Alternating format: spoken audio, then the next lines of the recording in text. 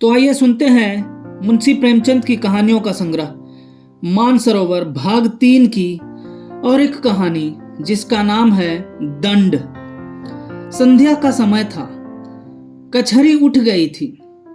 अहलकार चपरासी जेबे खनखनाते घर जा रहे थे। मेहतर कूड़े टटोल रहा था कि शायद कहीं पैसे मिल जाए। कचहरी के बरामदों में सांडों ने वकीलों की जगह ले ली थी। पेड़ों के नीचे मुहर्रिरों की जगह कुत्ते बैठे नजर आते थे। इसी समय एक बूढ़ा आदमी फटे पुराने कपड़े पहने लाठी टेकता हुआ जंट साहब के बंगले पर पहुंचा और साइबान में खड़ा हो गया। जंट साहब का नाम था मिस्टर जी सिन्हा। अर्दली ने दूर ही से ललकारा, कौन साइबान में खड़ा है? क्या चाहता है? बूढ़ा, गरीब ब्राह्मण हो भैया, साहब से भेंट होगी? अर्दली, साहब तुम जैसों से नहीं मिला करते। बूढ़े ने लाठी पर अकड़ कर कहा, क्यों भाई, हम खड़े हैं या डाकू चोर हैं कि हमारे मुंह में कुछ लगा हुआ है? अर्दली, भीख मांग कर मुकदमा लड़ने आए होंगे। बूढ़ा, तो कोई पाप किया है? अगर घर बेचकर नहीं लड़ते तो कुछ बुरा करते हैं? यहां तो मुकदमा लड़ते लड़ते उम्र बीत गई, लेकिन घर का पैसा नहीं खर्चा। मियाँ की जूती मियाँ का सिर करते हैं। 10 भले मानसों से मांग कर एक को दे दिया, चलो छुट्टी हुई। गांव भर नाम से कांपता है। किसी ने जरा भी टिरपिर की और मैंने अदालत में दावा दायर किया। अर्दली, किसी बड़े आदमी से पाला नहीं पड़ा अभी। बूढ़ा, अजी कितने ही बड़ों को बड़े घर भिजवा दिया। तुम हो किस फेर में? हाई कोर्ट तक जाता हूं सीधा, कोई मेरे मुंह क्या आएगा बेचारा। गांव से तो कौड़ी जाती नहीं, फिर डरे क्यों? जिसकी चीज पर दांत लगाए अपना करके छोड़ा। सीधे ना दिया तो अदालत में घसीट लाए और रगेद रगेद कर मारा। अपना क्या बिगड़ता है? तो साहब से इत्तला करते हो कि मैं ही पुकारूं? अर्दली ने देखा यह आदमी यूं टलने वाला नहीं, तो जाकर साहब से उसकी इत्तला की। साहब ने हुलिया पूछा और खुश होकर कहा, फौरन बुला लो। अर्दली, हजूर बिल्कुल फटे हाल है। साहब गुदड़ी में ही लाल होते हैं, जाकर भेज दो। मिस्टर सिन्हा अधेड़ आदमी थे, बहुत ही शांत, बहुत ही विचारशील, बातें बहुत कम करते थे। कठोरता और असभ्यता जो शासन की अंग समझी जाती हैं, उनको छू भी नहीं गई थी। न्याय और दया के देवता मालूम होते थे। दिल डाल देवों का सा था और रंग आबनूस का सा। आराम कुर्सी पर लेटे हुए पेचवान पी रहे थे। बूढ़े ने जाकर सलाम किया। सिन्हा, तुम हो जगत पांडे, आओ बैठो। तुम्हारा मुकदमा तो बहुत ही कमजोर है। भले आदमी जाल भी ना करते बना। जगत, ऐसा ना कहें हुजूर, गरीब आदमी हूं, मर जाऊंगा। सिन्हा, किसी वकील मुख्तार से सलाह भी न ले ली। जगत, अब तो सरकार की शरण में आया हूं। सिन्हा, सरकार क्या मिसिल बदल देंगे या नया कानून गढ़ेंगे? तुम गच्चा खा गए। मैं कभी कानून के बाहर नहीं जाता। जानते हो ना, अपील से कभी मेरी तजवीज रद्द नहीं होती। जगत, बड़ा धर्म होगा सरकार। सिन्हा के पैरों पर गिन्नियों की एक पोटली रखकर, बड़ा दुखी हूं सरकार। सिन्हा मुस्कुराकर, यहां भी अपनी चालबाजी से नहीं चूकते। निकालो अभी और, ओस से प्यास नहीं बुझती। भला दहाई तो पूरा करो। जगत, बहुत तंग हूं दीन बंधु। सिन्हा, डालो डालो कमर में हाथ, भला कुछ मेरे नाम की लाज तो रखो। जगत, लुट जाऊंगा सरकार। सिन्हा, लुटे तुम्हारे दुश्मन जो इलाका बेचकर लड़ते हैं। तुम्हारे जजमानों का भगवान भला करे। तुम्हें किस बात की कमी है? मिस्टर सिन्हा इस मामले में जरा भी रियायत न करते थे। जगत ने देखा कि यहाँ कायापन से काम चलेगा तो चुपके से 4 गिन्नियां और निकाली, लेकिन उन्हें मिस्टर सिन्हा के पैरों रखते समय उसकी आंखों से खून निकल आया। यह उसकी बरसों की कमाई थी। बरसों पेट काट कर, तन जलाकर, मन बांधकर, झूठी गवाहियां देकर उसने यह थाथी संचय कर पाई थी। उसका हाथों से निकलना प्राण निकलने से कम दुखदाई ना था। जगत पांडे के चल जाने के बाद कोई 9 बजे रात को जंट साहब के बंगले पर एक तांगा आकर रुका और उस पर से पंडित सत्यदेव उतरे, जो राजा साहब शिवपुर के मुख्तार थे। मिस्टर सिन्हा ने मुस्कुराकर कहा, आप शायद अपने इलाके में गरीबों को रहने न देंगे। इतना जुल्म? सत्यदेव, गरीब परवर, यह कहिए कि गरीबों के मारे अब इलाके में हमारा रहना मुश्किल हो रहा है। आप जानते हैं, सीधी उंगली से घी नहीं निकलता। जमींदार को कुछ न कुछ सख्ती करनी ही पड़ती है। मगर अब यह हाल है कि हमने जरा चूं भी की तो उन्हीं गरीबों की त्योरियां बदल जाती है। सब मुफ्त में जमीन जोतना चाहते हैं। लगान मांगिए तो फौजदारी का दावा करने को तैयार। अब इसी जगत पांडे को देखिए, गंगा कसम है हुजूर, सरासर झूठा दावा है। हुजूर से कोई बात छिपी तो रह नहीं सकती। अगर जगत पांडे मुकदमा जीत गया तो हमें बोरियां बांधना छोड़कर भागना पड़ेगा। अब हुजूर ही बसाएं तो बच सकते हैं। राजा साहब ने हुजूर को सलाम कहा और अर्ज की है, हक इस मामले में जगत पांडे की ऐसी खबर ले कि वह भी याद करे। मिस्टर सिन्हा ने भवें सिकोड़ कर कहा, कानून मेरे घर तो नहीं बनता। सत्यदेव, आपके हाथ में सब कुछ है। यह कहकर गिन्नियों की एक गड्डी निकालकर मेज पर रख दी। मिस्टर सिन्हा ने गड्डी को आंखों से गिनकर कहा, इन्हें मेरी तरफ से राजा साहब को नजर कर दीजिएगा। आखिर आप कोई वकील तो करेंगे, उसे क्या दीजिएगा? सत्यदेव, यह तो हुजूर के हाथ में है। जितनी ही पेशियां होंगी उतना ही खर्च भी बढ़ेगा। सिन्हा, मैं चाहूं तो महीनों लटका सकता हूं। सत्यदेव, हां, इससे कौन इनकार कर सकता है। सिन्हा, 5 पेशियां भी हुई तो आपके कम से कम 1000 उड़ जाएंगे। आप यहां उसका आधा पूरा कर दीजिए तो एक ही पेशी में वारा न्यारा हो जाए, आधी रकम बच जाए। सत्यदेव ने 10 गिन्नियां और निकालकर मेज पर रख दी और घमंड के साथ बोले, हुक्म हो तो राजा साहब कह दूं। आप इत्मीनान रखें, साहब की कृपा दृष्टि हो गई है। मिस्टर सिन्हा ने तीव्र स्वर में कहा, जी नहीं, यह कहने की जरूरत नहीं।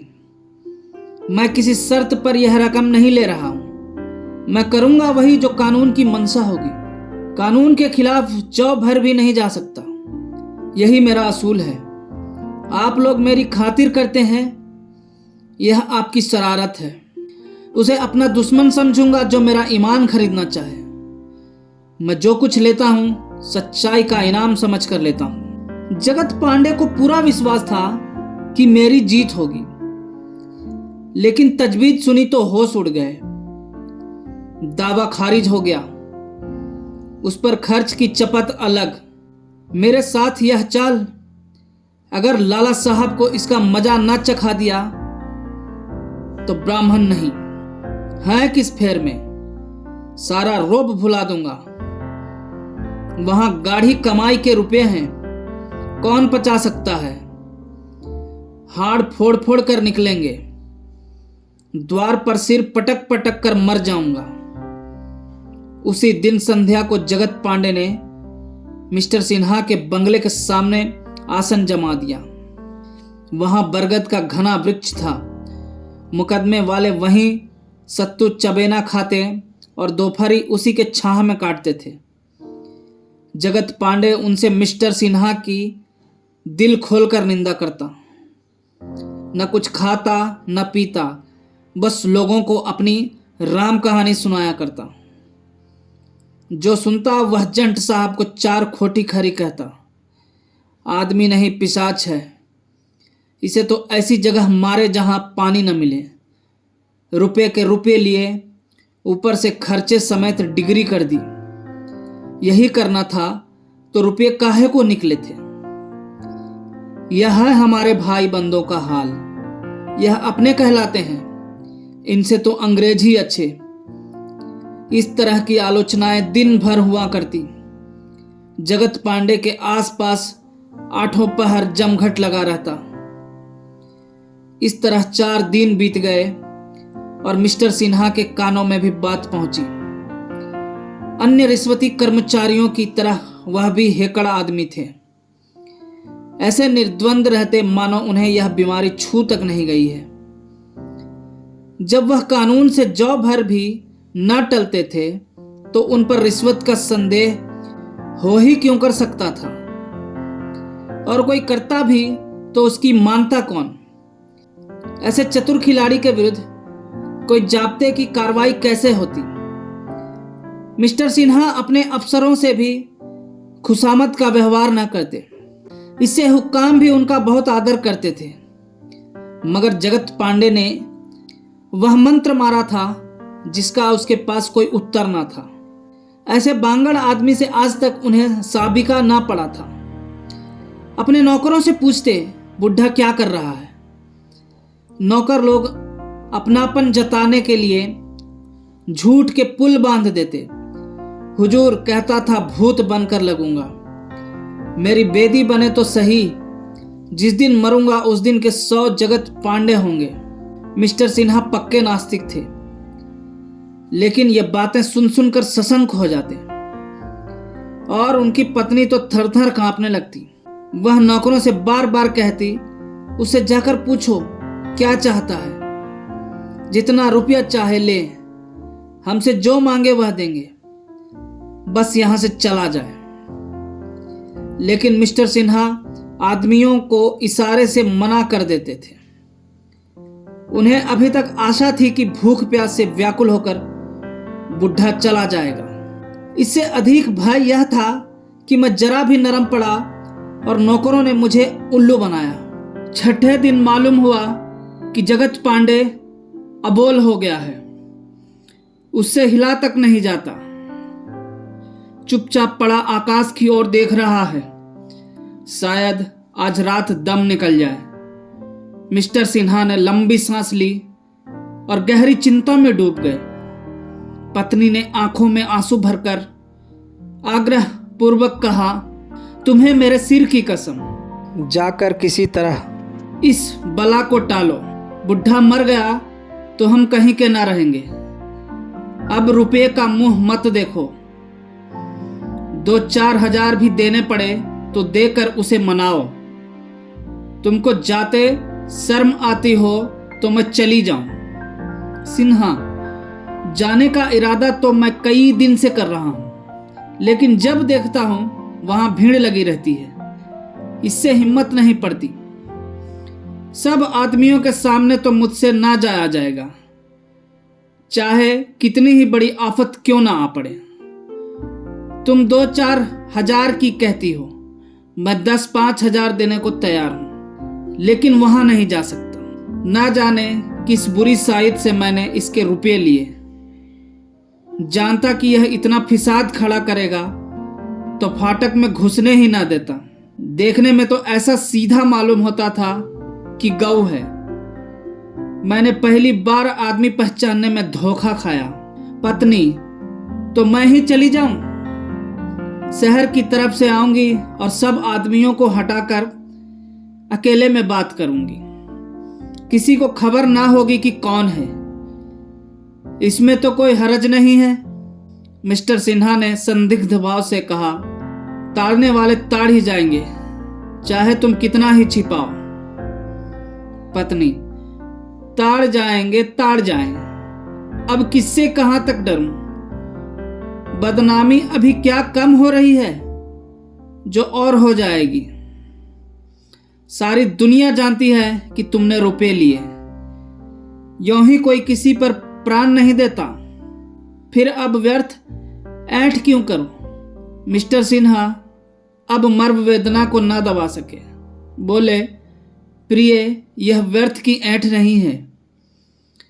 चोर को अदालत में बेंत खाने से उतनी लज्जा नहीं आती जितनी किसी हाकिम को अपनी रिश्वत का पर्दा खुलने से आती है। वह जहर खाकर मर जाएगा पर संसार के सामने अपना पर्दा ना खोलेगा। अपना सर्वनाश देख सकता है पर यह अपमान नहीं सह सकता। जिंदा खाल खींचने या कोल्हू में पेरे जाने के सिवा और कोई स्थिति नहीं है जो उसे अपना अपराध स्वीकार करा सके। इसका तो मुझे जरा भी भय नहीं है कि ब्राह्मण भूत बनकर हमको सताएगा या हमें उनकी बेदी बनाकर पूजनी पड़ेगी। यह भी जानता हूं कि पाप का दंड भी बहुधा नहीं मिलता, लेकिन हिंदू होने के कारण संस्कारों की शंका कुछ कुछ बनी हुई है। ब्रह्म हत्या का कलंक सिर पर लेते हुए आत्मा कांपती है। बस इतनी बात है। मैं आज रात को मौका देखकर जाऊंगा और इस संकट को काटने के लिए जो कुछ हो सकेगा करूंगा। तीर जमा रखो। आधी रात बीत चुकी थी। मिस्टर सिन्हा घर से निकले और अकेले जगत पांडे को मनाने चले। बरगद के नीचे बिल्कुल सन्नाटा था। अंधकार ऐसा था मानो निशा देवी यहां शयन कर रही हो। जगत पांडे की सांस जोर जोर से चल रही थी, मानो मौत जबरदस्ती घसीटे लिए जाती हो। मिस्टर सिन्हा के रोए खड़े हो गए। बुढ़ा कहीं मर तो नहीं रहा है? जेबी लालटेन निकाली और जगत के समीप जाकर बोले, पांडे जी, कहो क्या हाल है? जगत पांडे ने आंखें खोलकर देखा और उठने की असफल चेष्टा करके बोला, मेरा हाल पूछते हो? देखते नहीं हो मर रहा हूं। सिन्हा, तो इस तरह क्यों प्राण देते हो? जगत, तुम्हारी यही इच्छा है तो मैं क्या करूं? सिन्हा, मेरी तो यही इच्छा नहीं है। हां, तुम अलबत्ता मेरा सर्वनाश करने पर तुले हुए हो। आखिर मैंने तुम्हारे 150 रुपये ही तो लिए हैं। इतने ही रुपये के लिए तुम इतना बड़ा अनुष्ठान कर रहे हो? जगत, 150 रुपये की बात नहीं है। जो तुमने मुझे मिट्टी में मिला दिया। मेरी डिग्री हो गई होती तो मुझे 10 बीघे जमीन मिल जाती और सारे इलाके में नाम हो जाता। तुमने मेरे 150 नहीं लिए, मेरे 5000 बिगाड़ दिए, पूरे 5000। लेकिन यह घमंड न रहेगा। याद रखना, कह देता हूं, सत्यानाश हो जाएगा। इस अदालत में तुम्हारा राज्य है, लेकिन भगवान के दरबार में विप्रों ही का राज्य है। विप्र का धन लेकर कोई सुखी नहीं रह सकता। मिस्टर सिन्हा ने बहुत खेद और लज्जा प्रकट की, बहुत अनुनय से काम लिया और अंत में पूछा, सच बताओ पांडे, कितने रुपए पा जाओ तो यह अनुष्ठान छोड़ दो? जगत पांडे अब की जोर लगाकर उठ बैठे और बड़ी उत्सुकता से बोले, 5000 से कौड़ी कम न लूंगा। सिन्हा, 5000 तो बहुत होते हैं, इतना जुल्म न करो। जगत, नहीं, इससे कम न लूंगा। यह कहकर जगत पांडे फिर लेट गया। उसने यह शब्द निश्चयात्मक भाव से कहे थे कि मिस्टर सिन्हा को और कुछ कहने का साहस न हुआ। रुपए लाने घर चले, लेकिन घर पहुंचते पहुंचते नीयत बदल गई। 150 के बदले 5000 देते कलंक हुआ। मन में कहा, मरता है जाने दो। कहां कि ब्रह्म हत्या और कैसा पाप, यह सब पाखंड है। बदनामी न होगी? सरकारी मुलाजिम तो यूं ही बदनाम होते हैं। यह कोई नई बात थोड़े ही है। बचा कैसे उठ बैठे थे, समझा होगा उल्लू फंसा। अगर 6 दिन के उपवास करने से 5,000 मिले तो महीने में कम से कम 5 मर्तबा यह अनुष्ठान करूं। 5,000 नहीं, कोई मुझे 1,000 दे दे। यहां तो महीने भर नाक रगड़ता हूं, तब जाके 600 रुपए के दर्शन होते हैं।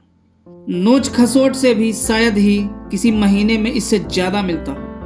बैठा मेरी राह देख रहा होगा। लेना रुपये मुंह मिठ हो जाएगा। वह चारपाई पर लेटना चाहते थे कि उनकी पत्नी जी आकर खड़ी हो गई। उनके सिर के बाल खुले हुए थे, आंखें सहमी हुई, रह रहकर कांप उठती थी। मुंह से शब्द ना निकलता था। बड़ी मुश्किल से बोली, आधी रात तो हो गई होगी। तुम जगत पांडे के पास चले जाओ। मैंने अभी ऐसा बुरा सपना देखा है कि अभी तक कलेजा धड़क रहा है। जान संकट में पड़ी हुई है, जाके किसी तरह उसे टालो। मिस्टर सिन्हा, वहीं से तो चला आ रहा हूं। मुझे तुमसे ज्यादा फिक्र है। अभी आकर खड़ा ही हुआ था कि तुम आई। पत्नी, अच्छा तो तुम गए थे? क्या बातें हुई? राजी हुआ? सिन्हा, 5,000 रुपये मांगता है। पत्नी, 5,000? सिन्हा, कौड़ी कम नहीं कर सकता और मेरे पास इस वक्त 1,000 से ज्यादा ना होंगे। पत्नी ने एक क्षण सोचकर कहा, जितना मांगता है उतना ही दे दो। किसी तरह गला तो छूटे। तुम्हारे पास रुपये ना हो तो मैं दे दूंगी। अभी से सपने दिखाई देने लगे हैं। मेरा तो प्राण कैसे बचेंगे? बोलता चालता है ना। मिस्टर सिन्हा अगर आबनूस थे तो उनकी पत्नी चंदन। सिन्हा उनके गुलाम थे, उनके इशारों पर चलते थे। पत्नी जी भी पति शासन में कुशल थी। सौंदर्य और अज्ञान में अपवाद है। सुंदर कभी भोली नहीं होती। वह पुरुष के मर्म स्थल पर आसन जमाना जानती है। सिन्हा, तो लाओ, देता आऊं, लेकिन आदमी बड़ा चग्घड़ है। कहीं रुपये लेकर सबको दिखाता फिरे तो? पत्नी, इसको यहां से इसी वक्त भागना होगा। सिन्हा, तो निकालो, दे ही दूं।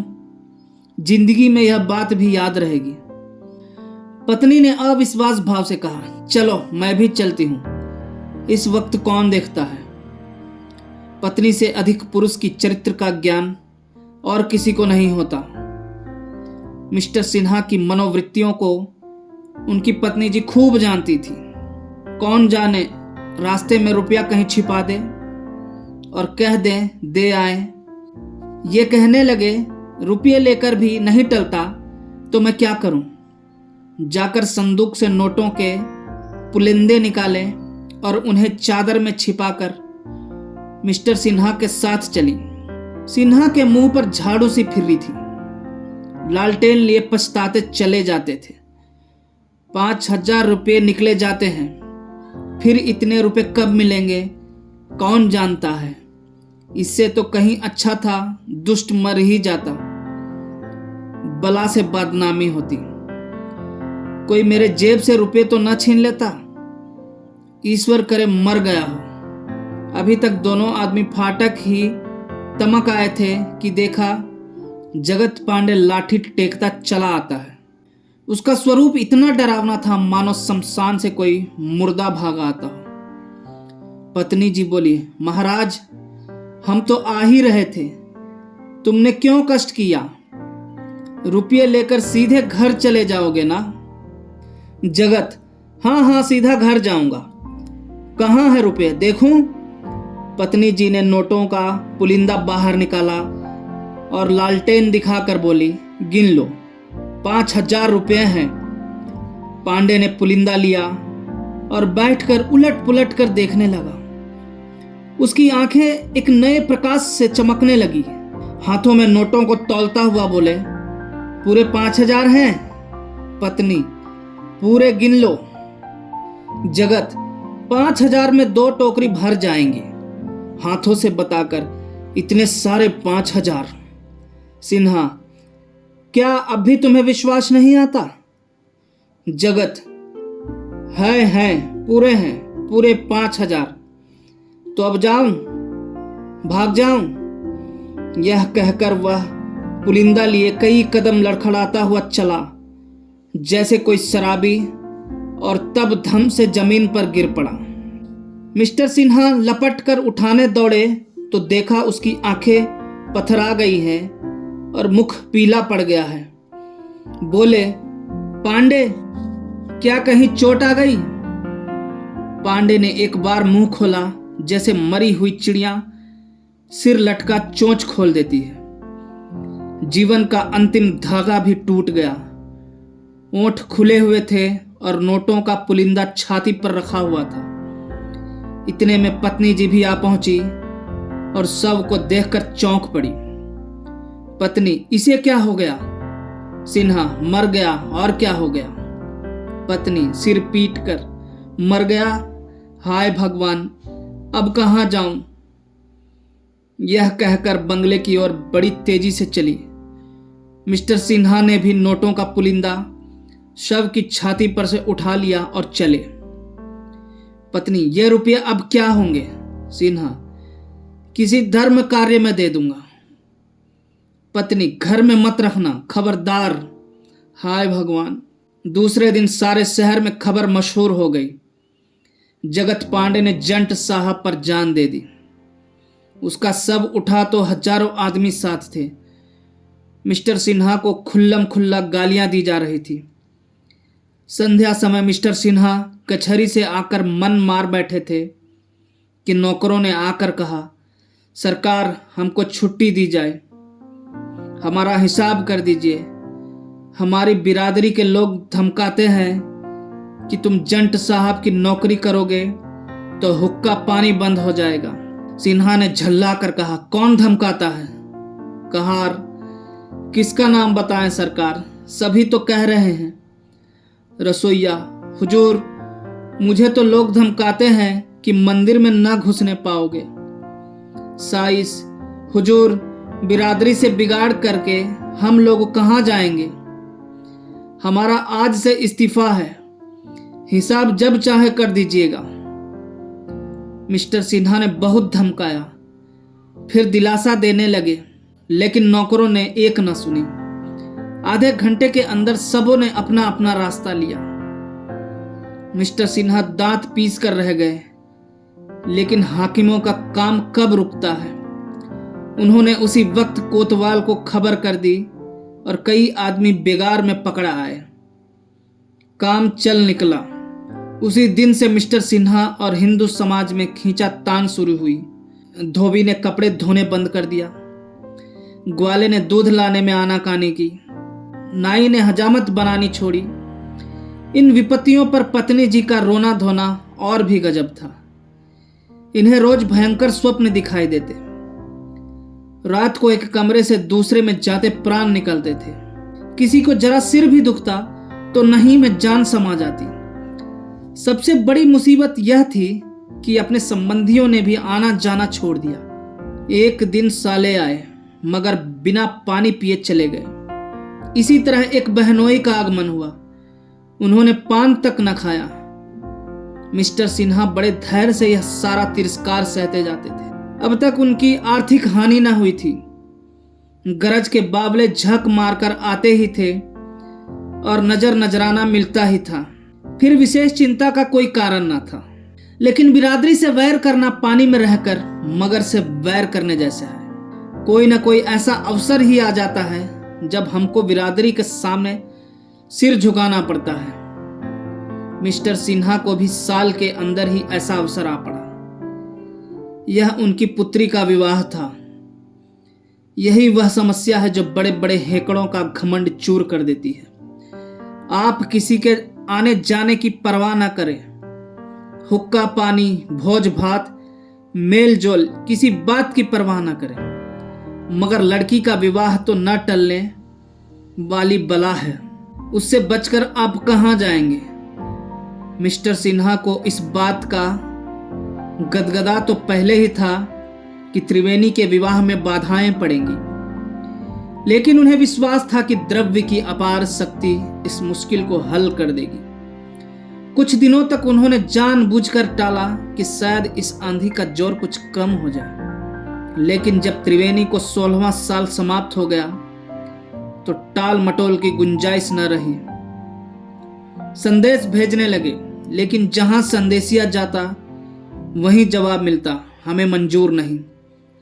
जिन घरों में साल भर पहले उनका संदेशा पाकर लोग अपने भाग्य को सराहते, वहां से अब सूखा जवाब मिलता था, हमें मंजूर नहीं। मिस्टर सिन्हा धन का लोभ देते, जमीन नजर करने को कहते, लड़के को विलायत भेजकर ऊंची शिक्षा दिलाने का प्रस्ताव करते, किंतु उनकी सारी आयोजनाओं का एक ही जवाब मिलता था, हमें मंजूर नहीं।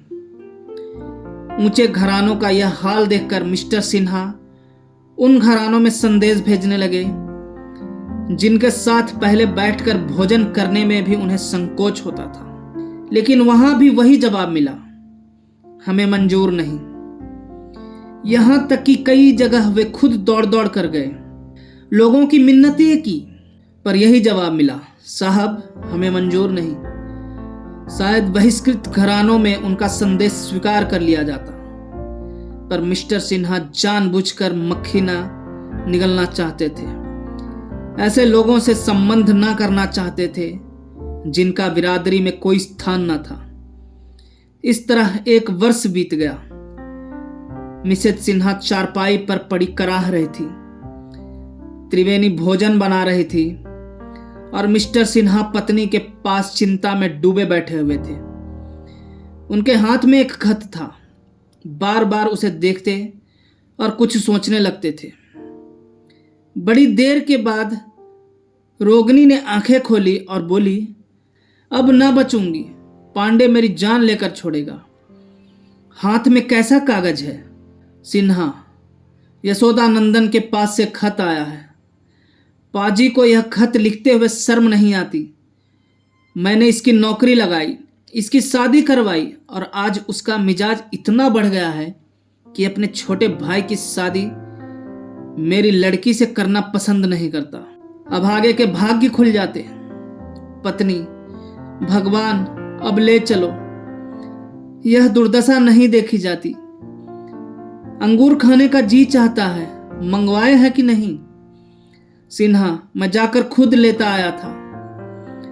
यह कहकर उन्होंने तस्तरी में अंगूर भरकर पत्नी के पास रख दिए। वह उठा उठाकर खाने लगी। जब तस्तरी खाली हो गई तो बोली, अब किसके यहां संदेश भेजोगे? सिन्हा, किसके यहां बताऊं? मेरी समझ में तो अब कोई ऐसा आदमी नहीं रह गया। ऐसी बिरादरी में रहने से तो यह 1000 दर्जा अच्छा है कि बिरादरी के बाहर रहूं। मैंने एक ब्राह्मण से रिश्वत ली, इससे मुझे इनकार नहीं, लेकिन कौन रिश्वत नहीं लेता? अपने गांव पर कोई नहीं चूकता। ब्राह्मण नहीं, खुद ईश्वर ही क्यों ना हो, रिश्वत खाने वाले उन्हें भी चूस लेंगे। रिश्वत देने वाला अगर कोई निराश होकर अपने प्राण देता है तो मेरा क्या अपराध? अगर कोई मेरे फैसले से नाराज होकर जहर खा ले तो मैं क्या कर सकता हूं? इस पर मैं भी प्रायश्चित करने को तैयार हूं। बिरादरी जो दंड दे उसे स्वीकार करने को तैयार हूं। सबसे कह चुका हूं, मुझसे जो प्रायश्चित चाहो करा लो, पर कोई नहीं सुनता। दंड अपराध के अनुकूल होना चाहिए, नहीं तो यह अन्याय है।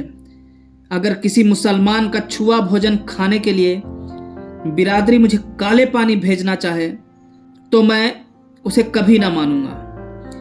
फिर अपराध अगर है तो मेरा है। मेरी लड़की ने क्या अपराध किया है? मेरे अपराध के लिए लड़की को दंड देना सरासर न्याय विरुद्ध है। पत्नी, मगर करोगे क्या?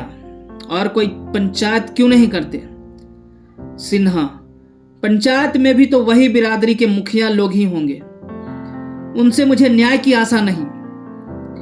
वास्तव में इस तिरस्कार का कारण ईर्ष्या है। मुझे देखकर सब जलते हैं और इसी बहाने वे मुझे नीचा दिखाना चाहते हैं। मैं इन लोगों को खूब समझता हूं। पत्नी, मन की लालसा मन में रह गई। यह अरमान लिए संसार से जाना पड़ेगा, भगवान की जैसी इच्छा।